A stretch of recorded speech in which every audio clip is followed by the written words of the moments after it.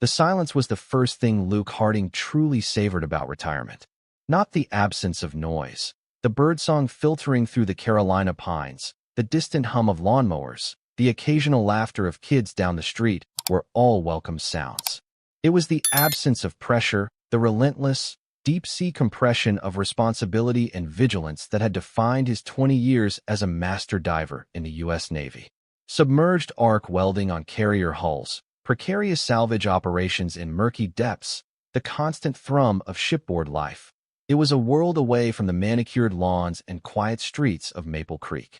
He'd chosen this planned community just outside Charlotte carefully. After a career spent largely underwater or deployed overseas, he craved stability, predictability, and a place to finally put down roots. Maple Creek, with its uniform architecture, community pool, and meticulously enforced covenants, conditions and restrictions, CC and RS, promised order. His house, a comfortable single-story brick ranch, was unremarkable from the front, blending seamlessly into the suburban tapestry. But it possessed a key feature. It backed onto a narrow strip of protected woodland, a buffer zone that granted his backyard an unusual degree of seclusion. That backyard became his project, his sanctuary.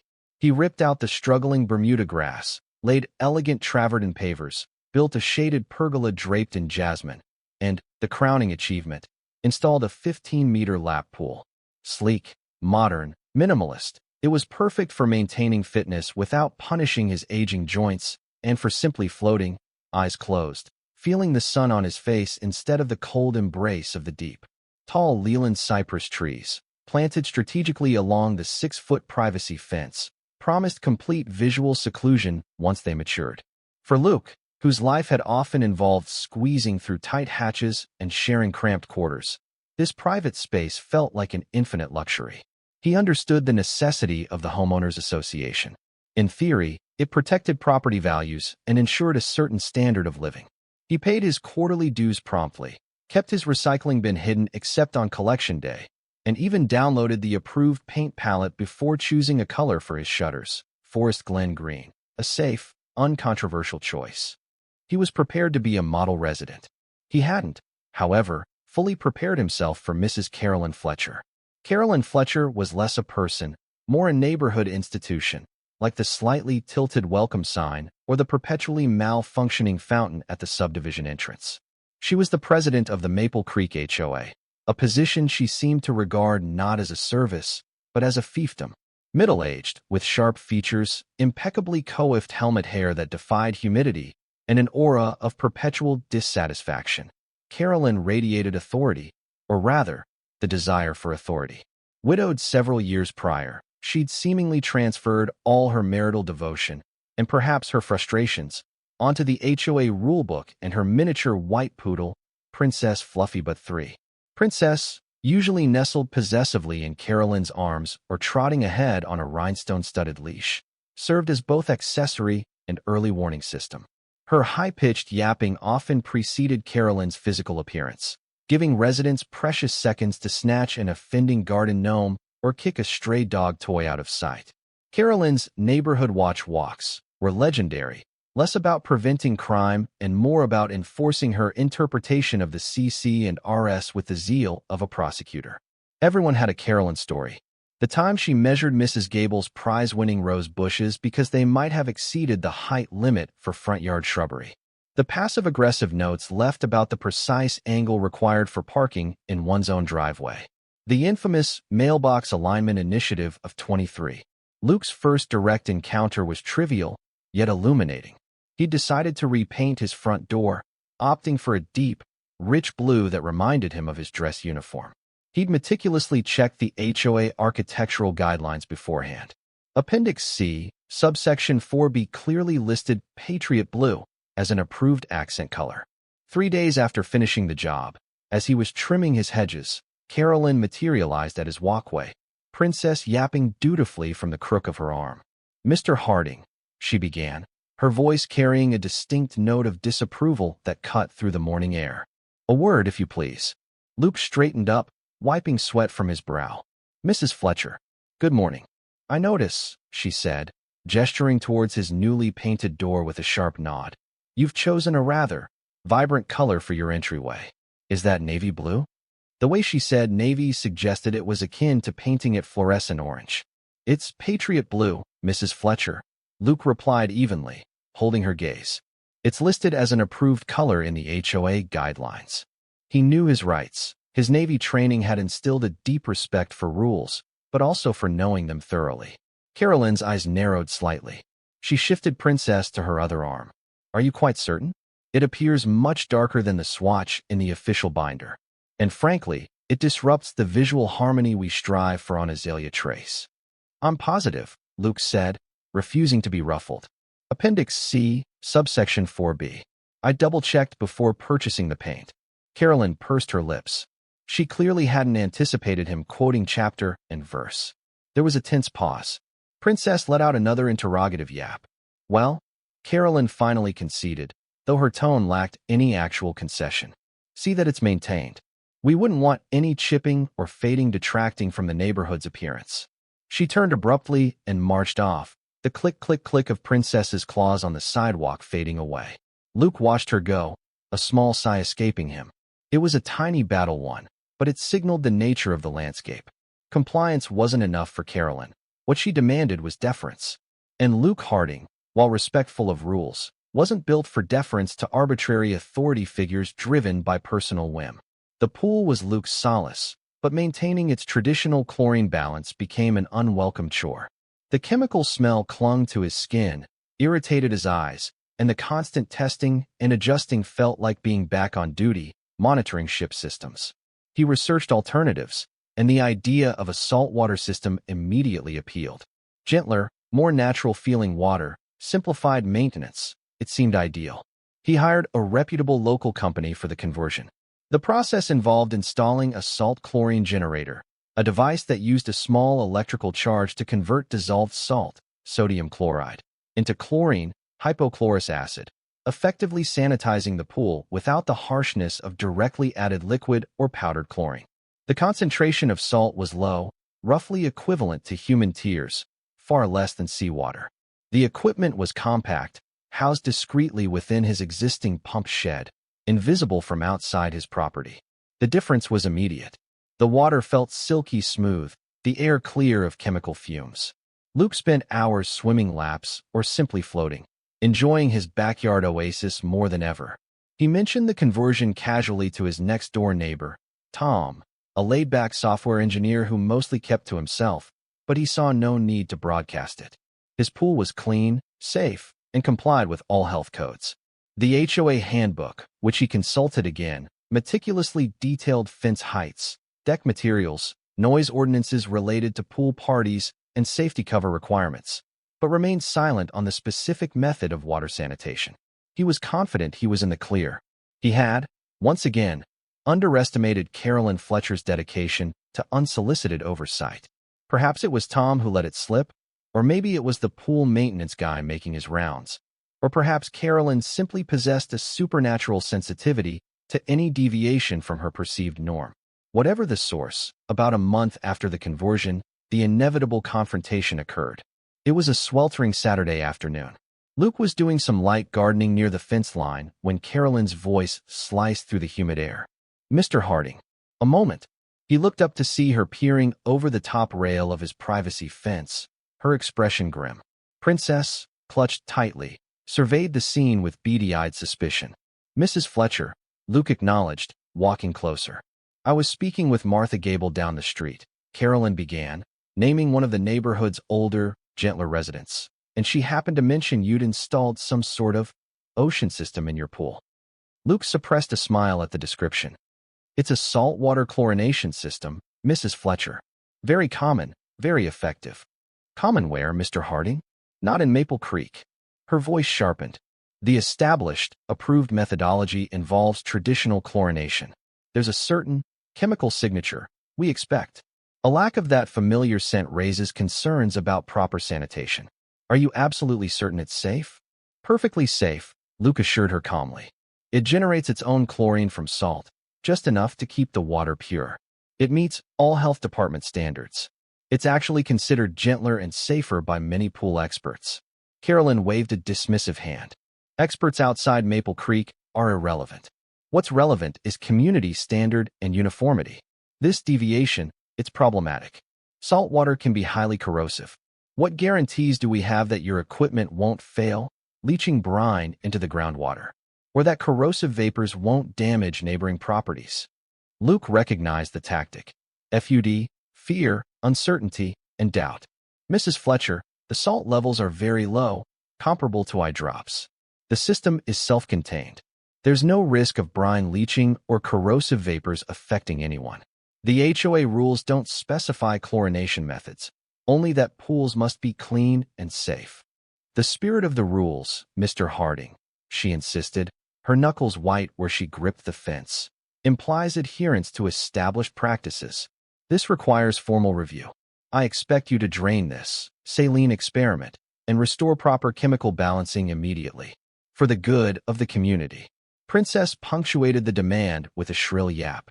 Luke's patience, usually as deep as the waters he used to dive in, began to thin. With all due respect, Mrs. Fletcher, I will not be draining my pool or changing the system. It is safe, compliant with the written rules, and entirely contained within my private property. It's simply not the HOA's concern. Carolyn's face flushed crimson. Not the HOA's concern? Everything within Maple Creek that affects property values and community harmony is the HOA's concern. Your defiance is noted, Mr. Harding. Expect formal notification. She spun away from the fence, her back rigid with indignation. The letters started arriving the following week. Official HOA letterhead, citing vague clauses about maintaining community standards, preventing potential nuisances, and ensuring aesthetic consistency. How the invisible water chemistry affected aesthetics remained unexplained. They demanded detailed schematics of his system, independent water quality test results, beyond the regular ones Luke already performed, and manufacturer certifications regarding long-term environmental impact.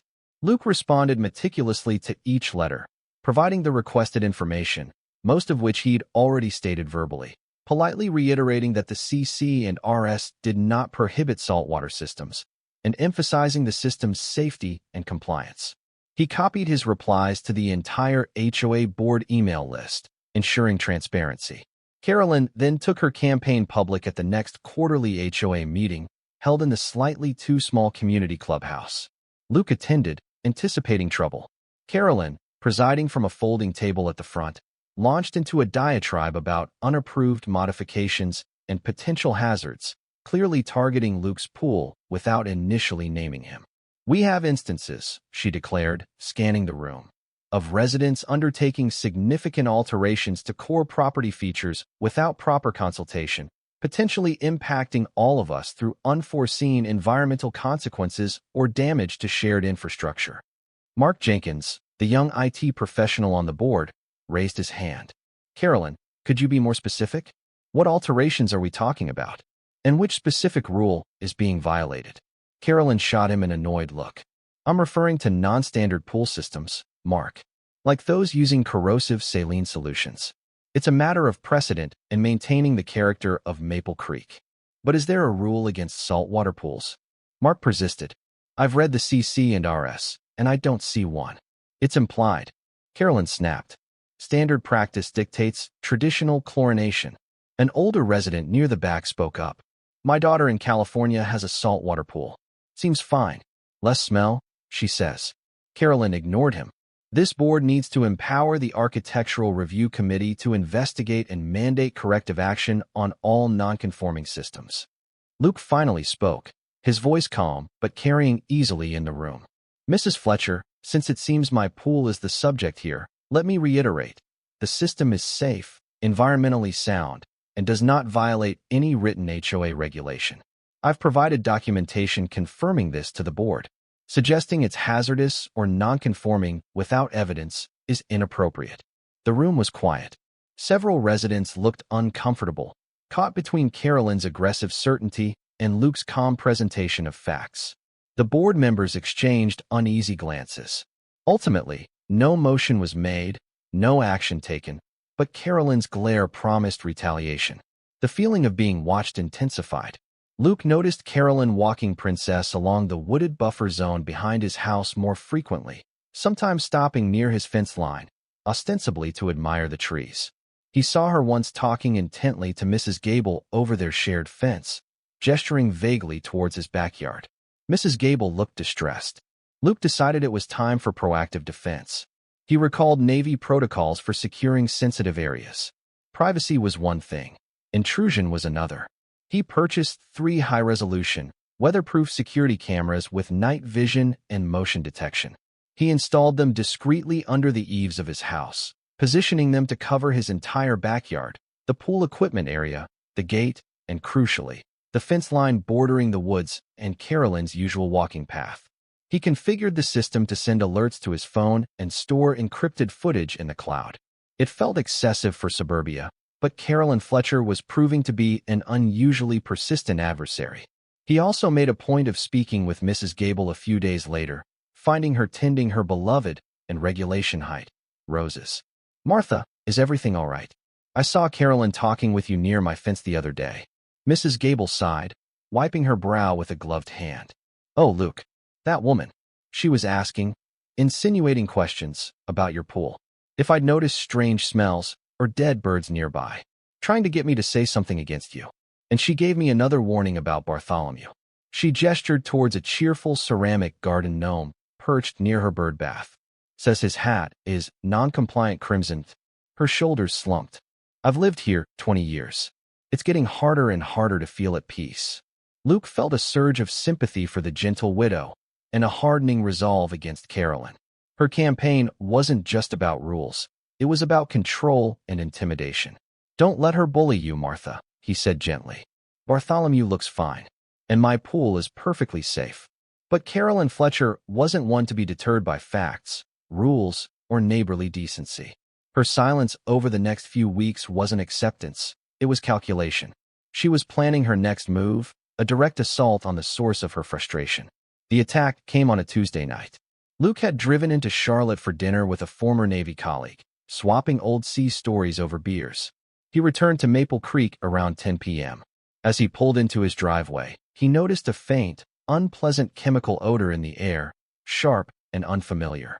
He dismissed it. Maybe a nearby house was having pest control done, or perhaps it was atmospheric, a strange quirk of the humid Carolina night. He locked his car and went inside, tired and ready for bed. The smell was the first thing that hit him when he opened his back door the next morning. It wasn't faint anymore. It was a thick, noxious miasma, eye-wateringly strong, a putrid blend of rotten eggs and industrial bleach. It clung to the back of his throat and burned his sinuses. Dread coiled in his gut. He walked quickly towards the pool area, the stench intensifying with every step. The sight stopped him cold. His pristine, inviting pool was gone. In its place was a churning, grotesque soup of murky, green-brown water. Bubbles occasionally broke the surface, releasing fresh waves of the sulfurous odor.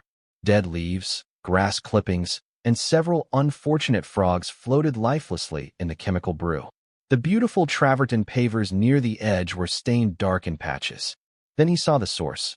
Lying near the back gate, just inside his fence line, was a large, heavy-duty plastic drum, the kind used for bulk chemicals. It was empty, lying on its side. Grime obscured part of the label, but Luke could clearly make out the hazard symbols and the words: industrial strength shock, sodium hypochlorite 15%, corrosive. Someone hadn't just added a bit of extra chlorine. They'd dumped gallons of concentrated, industrial-grade bleach into his saltwater pool. The chemical reaction must have been violent. High concentrations of sodium hypochlorite reacting with the sodium chloride, salt, in the water, along with organic matter and potentially other trace minerals, could produce a cocktail of hazardous gases, including chlorine gas and various foul-smelling sulfur compounds, explaining the horrific stench and discoloration. It was vandalism, pure and simple, malicious and dangerous. Just as the cold fury began to build, a pitiful whining sound reached him. Huddled near the gate, trembling and scratching frantically at her ears, was Princess Fluffy but 3. But the poodle wasn't her usual immaculate white. Her fur, especially around her paws, belly, and snout, was stained a sickly yellow-brown. She reeked. The same overpowering chemical stench rising from the pool clung to her like a shroud. She looked utterly wretched. Luke stared, the pieces clicking into place with sickening clarity. The pool, the industrial chlorine drum, the stinking, discolored poodle. He knew, with absolute certainty, who had done this. He took a deep, steadying breath, his training kicking in. Secure the area. Document everything. Do not contaminate the evidence. He retrieved his phone and began meticulously photographing the scene from multiple angles. The pool, the water surface, the stains on the pavers, the chemical drum, carefully avoiding touching it, and the miserable state of Princess. He then went straight to his office computer and accessed the security camera footage from the previous night. The cloud archive yielded gold. Timestamp 8:47 p.m. Camera 3, covering the back fence line, showed a figure dressed in dark clothing scrambling awkwardly but determinately over his 6-foot privacy fence. Even in the infrared night vision, the stiff posture and familiar helmet hair were unmistakable. Carolyn Fletcher. She was struggling with the heavy chemical drum, nearly dropping it as she maneuvered it over the top rail. Timestamp 8:49 p.m. Camera 2, overlooking the pool deck, captured Carolyn wrestling the cap off the drum and then, with considerable effort, appending the entire contents directly into the pool. A faint mist immediately rose from the water's surface as the chemicals reacted. Timestamp 8:51 p.m. Camera 3 again. Carolyn dragged the empty drum back towards the fence. And then, the critical error. Emerging from the shadows near the gate inside Luke's yard was Princess. The poodle had clearly followed her owner on this clandestine mission and was waiting, perhaps impatiently, to be let out. As Carolyn hoisted the empty drum back over the fence, presumably to retrieve later under cover of darkness, a visible, even in IR, cloud of the rapidly intensifying fumes drifted directly towards the gate where Princess stood. The footage showed the small dog yelp, stagger back, and begin shaking her head violently, clearly distressed by the invisible chemical assault. Carolyn, already dropping down on the other side of the fence, seemed oblivious, merely hissing "Princess, come," before hurrying away into the wooded darkness. Princess, however, had been thoroughly marinated in the toxic plume. Luke downloaded the video files, creating multiple encrypted backups on separate drives and cloud storage. The evidence was irrefutable, damning, and frankly, unbelievable in its audacity. His next actions were methodical. Pool remediation. He called 3 emergency pool cleaning services specializing in hazardous contamination. The quotes were astronomical, ranging from $5,000 to $8,000, involving draining the toxic water, classified as hazardous waste, power washing and scrubbing the pool surfaces, inspecting the filter, pump, and salt cell for corrosive damage, refilling, and rebalancing. He authorized the most reputable company to proceed immediately, emphasizing the need for detailed documentation of the damage and contamination levels for legal purposes. Animal welfare. He contacted the county animal control hotline. He reported finding a neighbor's dog, Princess Fluffy but 3, belonging to Carolyn Fletcher at Carolyn's address, on his property, exhibiting signs of distress and apparent chemical exposure, odor, stained fur, scratching. He requested they perform a welfare check. Digital counteroffensive. He composed a carefully worded email. The subject line: urgent notification, hazardous chemical vandalism, trespassing incident, and animal endangerment at 12 Oak Street, security footage evidence. He addressed it to the entire HOA Board of Directors email list and, after a moment's consideration, blind copied the general Maple Creek residents' listserv address he'd found in the community directory. In the email, Luke stated the facts clearly and dispassionately. The discovery of the contamination, the identification of the industrial chemical, the immediate health hazard posed by the fumes, the engagement of a hazmat-certified remediation company, the estimated cost, the discovery of Mrs. Fletcher's distressed dog on his property, and the call to animal control. He made no direct accusations, but stated, "My security system recorded the entirety of the incident, including the individual responsible for trespassing and introducing the hazardous substance into the pool and inadvertently exposing the animal. The unedited footage is attached for your review." He attached the damning video file. He hovered over the send button for a second, then clicked it. The torpedo was in the water. The digital shockwave hit Maple Creek almost instantly. Luke's phone started buzzing with email notifications. replies hitting the board list, then spilling onto the residents' listserv as people hit reply all in their astonishment. Is that Carolyn Fletcher climbing his fence? OMG. She dumped poison in his pool. Is she insane? Wait, she brought Princess with her? And the dog got gassed. That's animal cruelty. I saw her walking Princess this morning. The poor thing looked awful and smelled like death. Now I know why. From Debbie, 2 streets over. That explains the chemical smell last night. I thought something was wrong. Mark Jenkins, the tech-savvy board member, replied swiftly to the board list, copying Luke. Carolyn, this footage is undeniable and frankly horrifying. Trespassing, felony vandalism, environmental hazard, potential animal abuse. This is completely unacceptable. We need an emergency board meeting tonight. You have serious explanations to make. Luke, I am so sorry this happened. The HOA will ensure the remediation is covered, though clearly the responsibility lies with the perpetrator. Other board members chimed in, their usual deference to Carolyn shattered by the visual evidence. The tone shifted from cautious inquiry to outright condemnation. Luke then received a notification from his front door camera app. Motion detected. He clicked the live feed. An animal control vehicle was parked squarely in Carolyn Fletcher's driveway. A uniformed officer was speaking sternly to Carolyn on her doorstep. Carolyn looked pale, flustered, gesturing wildly. The officer pointed towards a pet carrier sitting on the porch, presumably containing the malodorous princess, awaiting veterinary assessment. Meanwhile, the unofficial Maple Creek Neighbors Facebook group exploded.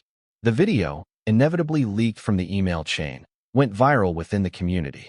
Memes bloomed like toxic algae. Carolyn's face superimposed on Walter White from Breaking Bad, cooking chlorine instead of meth. Princess photoshopped with a gas mask. Polls asking, what's the next HOA rule Carolyn will enforce via chemical warfare? The carefully constructed edifice of Carolyn Fletcher, neighborhood guardian, crumbled into digital ridicule within hours. The emergency HOA board meeting was scheduled via Zoom for 7 p.m. Luke logged in. His lawyer, whom he'd contacted immediately after sending the email, present silently off camera. The board members appeared, their faces grim. Carolyn logged in last, looking visibly shaken, her eyes red-rimmed and puffy. Luke suspected the lingering stench in her own house, plus the animal control visit and the deluge of digital scorn, were taking their toll. She had her own lawyer present, a man who looked deeply uncomfortable. Mark Jenkins opened the meeting, dispensing with pleasantries. Carolyn, we've all seen the video provided by Mr. Harding. We need an explanation for your actions, trespassing onto Mr. Harding's private property, deliberately vandalizing his pool with a hazardous industrial chemical, creating an environmental hazard, and endangering your own pet. Carolyn's lawyer interjected. My client was concerned about potential non-compliance and safety issues regarding an unapproved pool system. Luke unmuted himself. My system is approved by silence in the CC and RS and meets all health codes. Your client's concerns manifested as a criminal act caught entirely on camera. Carolyn finally spoke, her voice trembling but defiant. He was flaunting the rules. That's Saltwater. It's not right for Maple Creek. It upsets the balance. I was merely trying to shock the system back into compliance. By committing multiple felonies? Mark shot back. Scaling a fence in the dark and dumping industrial chemicals is not shocking a system back into compliance. Carolyn, it's a crime. The other board members, finally free from her direct intimidation, piled on. They spoke of her past bullying, her overreach, the climate of fear she fostered. The dam of resentment had broken. We have a motion, said Susan, the board treasurer, her voice firm, for the immediate removal of Carolyn Fletcher as HOA president and as a board member, effective immediately. Seconded, came instantly from 2 others. The vote was swift and unanimous. Carolyn and her lawyer abstained. She was stripped of her position and power in less than 15 minutes. Furthermore, Mark added, the board expects you, Carolyn, to bear the full cost of the pool remediation, estimated currently between $5,000 and $8,000, plus any associated testing or damages. Failure to arrange payment within 48 hours will result in the HOA initiating legal action and placing a lien on your property. Carolyn stared stonily at the camera, her lawyer whispering frantically in her ear. The meeting adjourned. But the HOA's internal justice was only the beginning. The next morning, Luke met with 2 police officers at his house. He provided his statement, the video evidence, the empty chemical drum, now bagged and tagged by the remediation crew chief, and the initial estimate from the pool company. The officers were professional, took copious notes, and seemed disturbed by the premeditated nature of the act and the use of hazardous materials. They informed Luke that based on the evidence and the potential cost of damages, charges would likely include felony criminal damage to property, trespassing, and potentially environmental charges pending an EPA review. They then left to interview Carolyn. Later that day, an inspector from the North Carolina Department of Environmental Quality arrived, alerted by Luke's online report. He took samples from the now-drained pool sludge, examined the chemical drum label, and declared the situation a serious violation of hazardous waste disposal regulations. He informed Luke that significant fines against the responsible party were likely. Carolyn Fletcher's carefully ordered world was unraveling, thread by toxic thread. The wheels of justice turned slowly, but inexorably. Carolyn Fletcher was formally arrested and charged with felony vandalism, criminal damage to property exceeding $1,000, second-degree trespassing, and a violation of the state's hazardous waste disposal laws following the EPA's official report.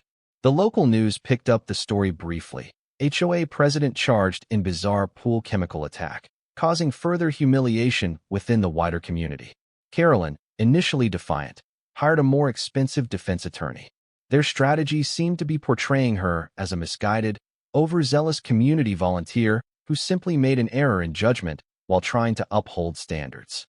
They attempted to paint Luke as unreasonable and provocative for installing the non-standard pool system in the first place. Luke, guided by his own competent lawyer, remained calm and factual throughout the pretrial process. The deposition phase was particularly revealing. Under oath, Carolyn's carefully constructed narrative crumbled under cross-examination. She contradicted herself, admitted to intentionally buying the industrial-strength chlorine, claiming she thought it was just stronger pool cleaner, and could offer no logical explanation for scaling the fence or dumping the entire drum. Her arrogance and self-righteousness shone through, alienating even her own counsel. Meanwhile, the financial pressure mounted. The final pool remediation bill came in at $7,850, including testing and minor repairs to the salt cell generator corroded by the extreme chemical shock. The HOA, under Mark Jenkins' interim leadership, formally placed a lien on Carolyn's house when she failed to pay within the stipulated time frame. The EPA levied a separate fine of $10,000 for the illegal hazardous waste disposal. Animal Control also issued a citation for animal endangerment and mandated veterinary follow-ups for Princess, adding to Carolyn's costs. Luke's civil suit proceeded in parallel, seeking full restitution for the pool, his legal fees, and significant punitive damages for the malicious nature of the act and the distress caused. Carolyn's lawyer attempted to negotiate a settlement, but Carolyn, convinced of her own righteousness, refused any offer that involved admitting significant wrongdoing or paying substantial damages. During the discovery phase for the civil suit, Luke's lawyer, prompted by comments made during the HOA's Zoom meeting about Carolyn's past behavior, subpoenaed the HOA's financial records from her tenure as president. Mark Jenkins, now fully in charge, readily complied. The records revealed irregularities, vague invoices, questionable reimbursements, funds allocated for community enhancement that coincided with Carolyn's personal landscaping projects. While not outright embezzlement on a grand scale, it painted a picture of petty misuse of power and funds, further damaging her credibility and potentially opening her up to more legal trouble from the HOA itself. The criminal trial was short. The prosecution presented the clear video evidence, the testimony of the pool remediation experts, the EPA inspector, the animal control officer, and Luke himself. The defense's attempts to portray Carolyn as a well-meaning but misguided volunteer fell flat against the stark reality of her actions captured on video. Her own testimony was disastrous, filled with entitled justifications and a complete lack of remorse. The judge delivered the verdict, guilty on all counts. At the sentencing hearing, Luke provided a victim impact statement, describing not just the financial cost, but the violation of his privacy, the stress of the ordeal, and the potential danger Carolyn's reckless actions had posed. The prosecutor emphasized the premeditated nature of the crime, the use of hazardous materials, and Carolyn's utter lack of remorse. The judge, citing the severity of the vandalism, the environmental disregard, the defendant's blatant untruthfulness, and her complete failure to accept responsibility, handed down a sentence that shocked many in Maple Creek, but felt like justice to Luke. 90 days in county jail, 2 years of supervised probation upon release, mandatory completion of an anger management and cognitive behavioral therapy program, full restitution, payment of the $7,850 for pool remediation, $10,000 EPA fine, Luke's documented legal fees for both criminal and civil matters, amounting to over $15,000, and an additional $20,000 in punitive damages to Luke. A permanent restraining order prohibiting her from contacting Luke or coming within 500 feet of his property. The total financial obligation exceeded $50,000. Faced with the jail sentence and the crippling debt, Carolyn's only viable option was the forced sale of her house to satisfy the court-ordered restitution, the EPA fine, and the HOA lien. The very house that represented her status and fueled her obsession with controlling Maple Creek was lost. Luke watched, months later, as a moving company emptied the contents of Carolyn Fletcher's house. A for sale by court order sign stood hammered into the lawn she had once so fiercely guarded. He felt a quiet sense of vindication, but no joy. It was a grim end to a ridiculous, stressful conflict he never sought. The Maple Creek HOA, now led by Mark Jenkins and a board focused on practical matters rather than petty tyranny, became a much more reasonable entity. The neighborhood breathed easier. Mrs. Gable's gnome, Bartholomew, remained proudly on display.